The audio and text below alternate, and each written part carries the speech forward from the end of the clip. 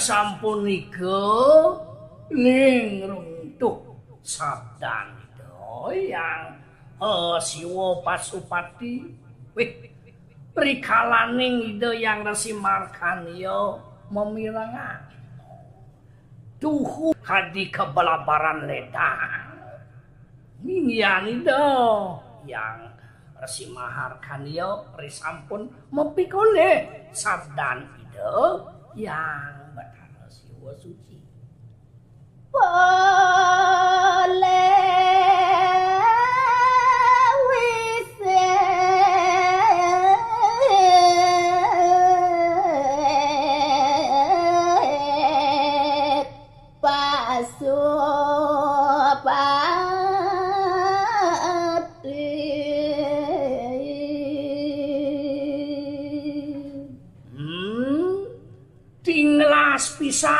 tinglas pisan runtuh sabdanida yang Pasupati ring ida yang Resi Markandeya nika teh mekawananida siksa antuk ida rares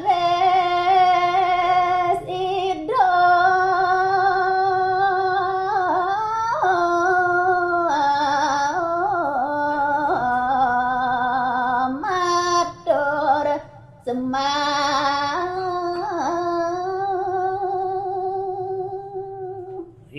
sampun jangkep sregep kepiragian del sabdanida yang Bathara Siwa Pasupati tan lipyo minakadyanganida yang Resi nyakup karo tamangan kalih cihna semah bakti ring ida sasuwuna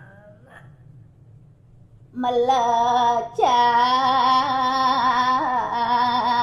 sang hyang Pasupati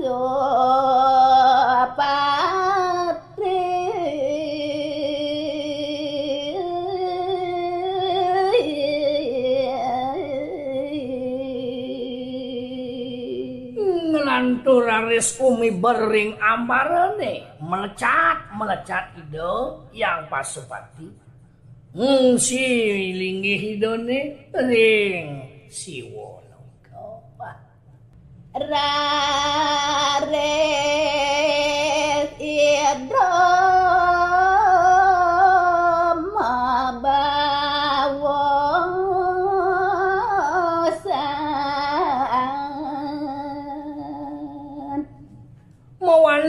mawali do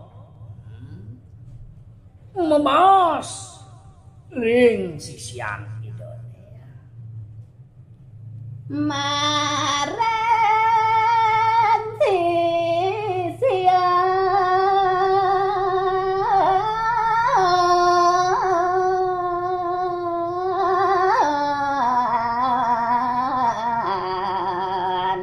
ida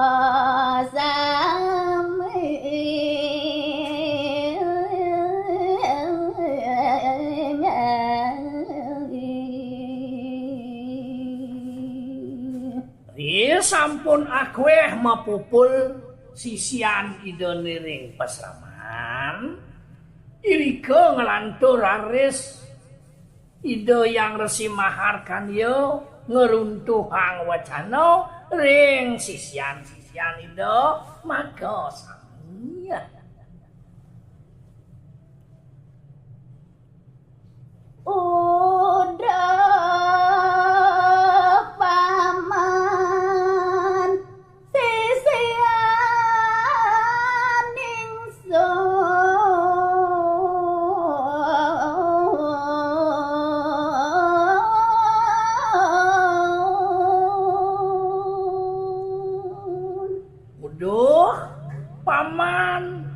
paman sisian bapone agak mekejang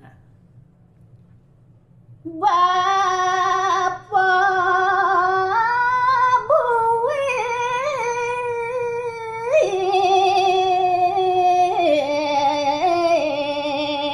nakal mawali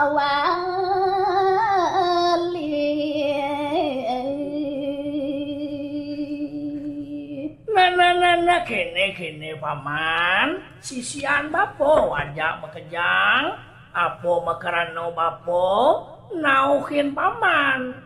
Oh makumpul dini di perslaman. Ni jani ado lantas pembuat bapo ne. Jagi ayat mewali ke jagat nusodawo. Nabrab jagat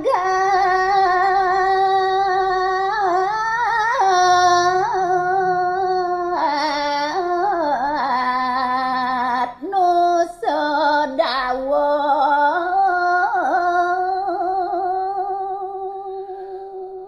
Di subane bapo napak ring jagat nusodawo.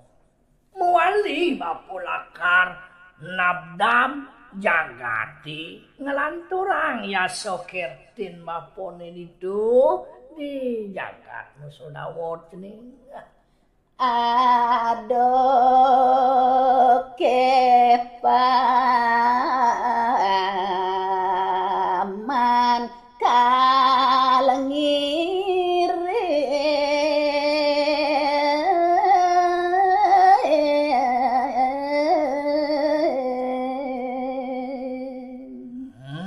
Jani bapo matakon tekining paman jani ajak makejang. Ado kenyan paman buin ngiringang bapo kemo ke jagat nusodawo. Lawotang amator ken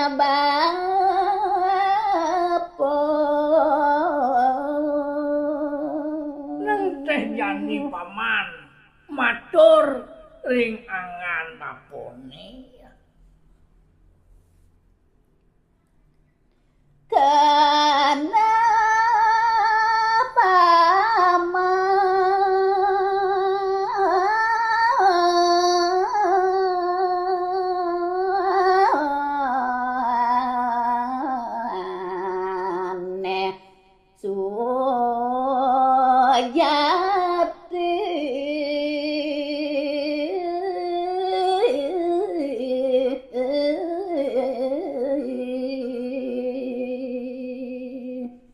Apang Sujati nyen bapo nawang tinglas ban bapo milengang ken nyet pamane ken kena pamane sane Sujati sane sumeken.